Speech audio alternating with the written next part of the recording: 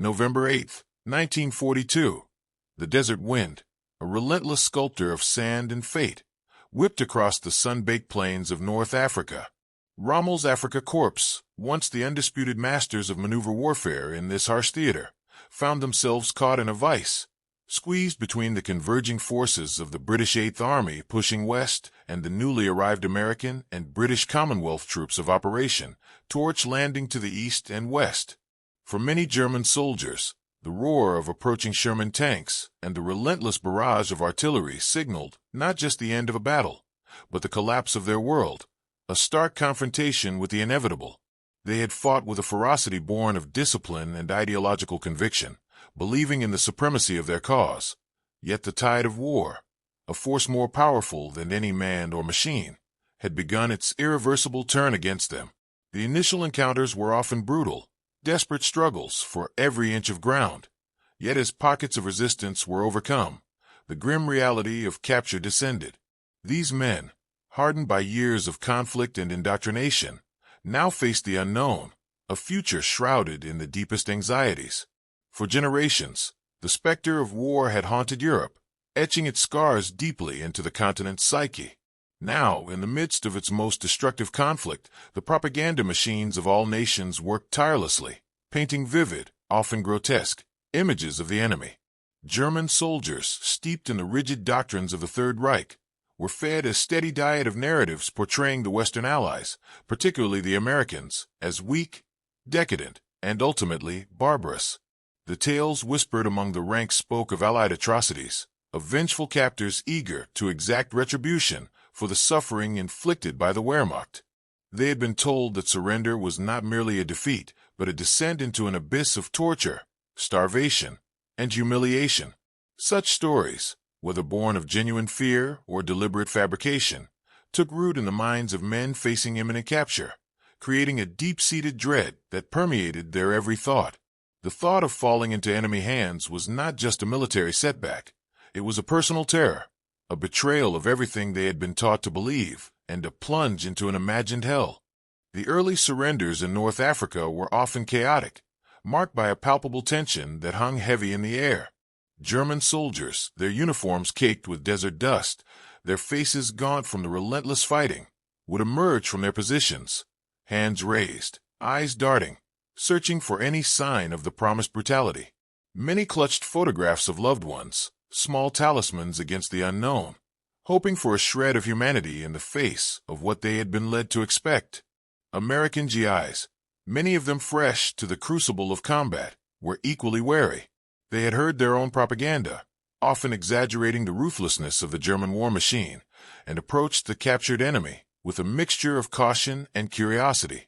The first interactions were stiff, formal, punctuated by the clatter of weapons being laid down and the terse commands of interpreters. Yet, even in these initial moments, a strange disconnect began to emerge between the terrifying myths and the unfolding reality. The Americans, for the most part, were simply tired soldiers, focused on processing their captives efficiently. As the North African campaign intensified and more Axis forces were captured, the scale of the POW problem grew exponentially. By early 1943, tens of thousands of German and Italian prisoners were in Allied hands, far exceeding the capacity of makeshift desert camps. The decision was made to transport many of them across the Atlantic to the United States. This journey, often long and arduous aboard troop transports, only amplified the Germans' anxieties. Each nautical mile, separating them from their homeland, felt like a further descent into the unknown. They peered out at the vast, indifferent ocean, wondering what awaited them on the other side. The ships were crowded, the conditions basic, yet the guards, primarily American naval personnel, maintained a strict, but not overtly cruel demeanor. Food, while simple, was provided regularly, a small comfort that subtly chipped away at the ingrained fear of starvation. The journey became a period of intense reflection for many, a liminal space between their recent past of brutal combat and an uncertain future. Upon arrival at various ports along the American coastline, places like Newport News, Virginia, or Boston, Massachusetts, the German POWs were met by a sight that further confounded their expectations. There were no jeering mobs, No public displays of hatred. Instead, they disembarked under the watchful eyes of military police and guards, often in the quiet pre-dawn hours, and were quickly moved to waiting trains. The American landscape, so vastly different from the shattered cities and war-torn fields of Europe, was a bewildering spectacle. They saw vast expanses of untouched farmland, bustling towns, and an industrial might that dwarfed anything they had witnessed. The sheer normalcy of it all, the absence of overt hostility, began to sow the first seeds of doubt about the narratives they had so fervently believed. These men, many of whom had only known war for years, were now thrust into a world that, despite their captivity, felt strangely peaceful.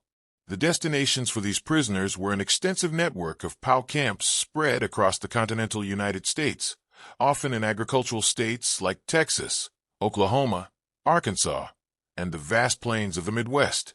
These camps, typically converted military bases or specially constructed facilities, were designed to be functional, secure, and compliant with the Geneva Convention. For the German soldiers, stepping off the trains and into these new environments was another moment fraught with apprehension. They expected the bleakest of surroundings, perhaps barbed wire and guard towers being the only defining features. What they often found, however, was a surprise. While undeniably prison camps, many were laid out with a degree of order and even a rudimentary sense of community. The immediate processing involved documentation, medical examinations, and basic provisions. It was here, in these initial hours within the camps, that the true extent of the cultural and emotional shock began to manifest. The first major jolt to their preconceived notions came with the food. Accustomed to the ever-dwindling rations of the Wehrmacht and the often grim reality of wartime Europe, the German POWs braced themselves for meager, unappetizing meals. What they received instead was often a shock: wholesome, plentiful American fare. Breakfasts of eggs, bacon, and coffee, lunches of sandwiches, fruit, and milk, and dinners that frequently included meat, vegetables, and potatoes. One former prisoner, Gefreiter Hans Schmidt, recalled his astonishment at being served a steak within days of arriving at a camp in Oklahoma. "We thought it was a trick," he later recounted. "Some kind of cruel joke before the real torture began. But then they kept serving it. Steak. In a prison camp."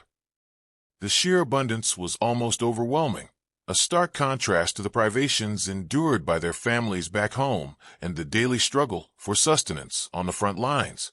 This unexpected generosity chipped away at the deeply ingrained fears of starvation. The work was hard, sometimes monotonous, but it was honest labor, a stark contrast to the destructive purpose they had served in war. The rhythmic nature of farm work, the connection to the land, and the tangible results of their efforts provided a surprising degree of satisfaction for some. Many prisoners recalled the taste of fresh produce they helped harvest, a forgotten luxury after years of wartime austerity.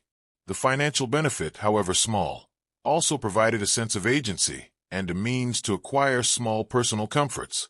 This pragmatic approach to utilizing prisoner labor, while addressing America's wartime labor shortages, inadvertently served another purpose. It humanized the enemy. Farmers and local townsfolk, initially wary, often saw the prisoners not as faceless Nazis, but as young men, many of whom were simply doing their job, forced into a conflict they did not fully understand.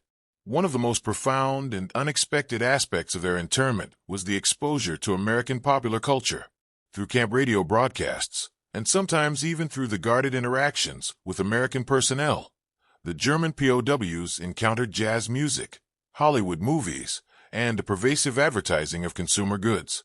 This was a world utterly alien to them, a vibrant, materialistic society that seemed to exist on a different plane from the austerity and ideological fervor of wartime Germany.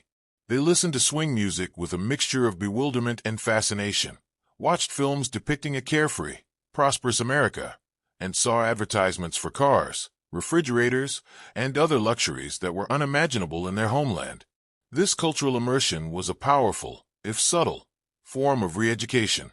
It presented an alternative vision of life, one centered on individual comfort and freedom, rather than collective sacrifice and obedience. The stark contrast between what they saw and what they had been told was particularly jarring. They had been taught that America was a nation in decline, a land of racial impurity and moral weakness. Yet they witnessed a society that, despite its own internal struggles, possessed an undeniable dynamism and an abundance of resources. The American guards, for their part, were often curious about their prisoners. Many were young men, not much older than the Germans they supervised, and without the deep-seated historical grievances that characterized the European conflict. Conversations, however fragmented by language, sometimes occurred, touching upon topics as varied as family life, pre-war professions, or hopes for the future. These small exchanges, often over a shared cigarette or during a break from work, slowly chipped away at the walls of prejudice and misinformation that had been so carefully constructed by propaganda. The psychological impact of this treatment was profound and multifaceted. For some, the experience confirmed their disillusionment with the Nazi regime. They had been sacrificed for a cause that was demonstrably failing, while their former enemies, far from being the monsters they were depicted, were showing them a degree of respect and even kindness. For others, particularly those still deeply committed to Nazism, the experience was a source of frustration and resentment. They viewed the comforts as a deliberate ploy, a softening of their resolve, or an insult to the sacrifices of their comrades. These ideological divisions sometimes led to tensions and conflicts within the camps, as hardcore Nazis sought to maintain discipline and enforce ideological conformity among their fellow prisoners, often intimidating those who showed signs of wavering loyalty.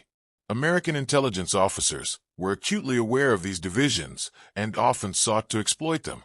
They identified and isolated the most fanatical Nazis, sometimes sending them to special, more restrictive camps, while simultaneously offering educational opportunities and greater privileges to those prisoners deemed receptive to democratic ideals.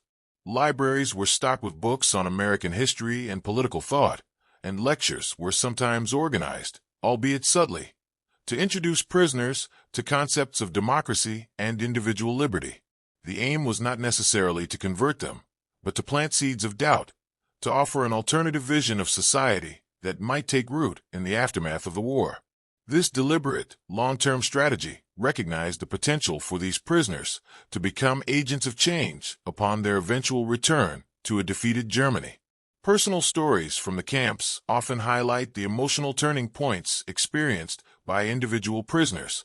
One such account comes from a German officer, Oberleutnant Karl-Heinz Kessler, captured in Tunisia. He recalled his profound surprise at being offered a choice of reading material, including German-language newspapers, albeit censored. "We were still at war," he mused. "Yet they treated us not as animals, but as human beings capable of thought."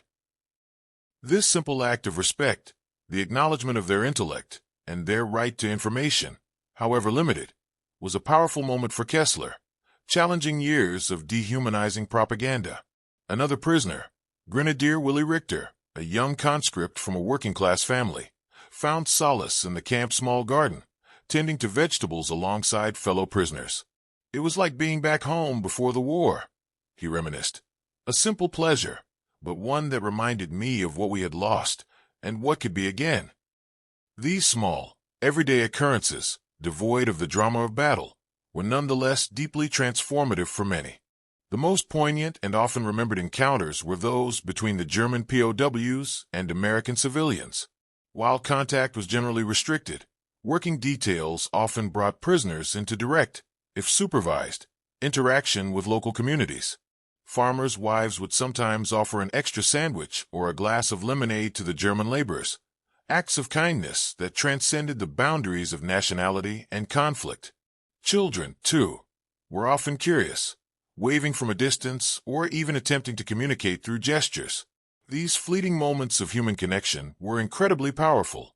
They broke down the abstract notion of the enemy and revealed the shared humanity that lay beneath the uniforms and national allegiances.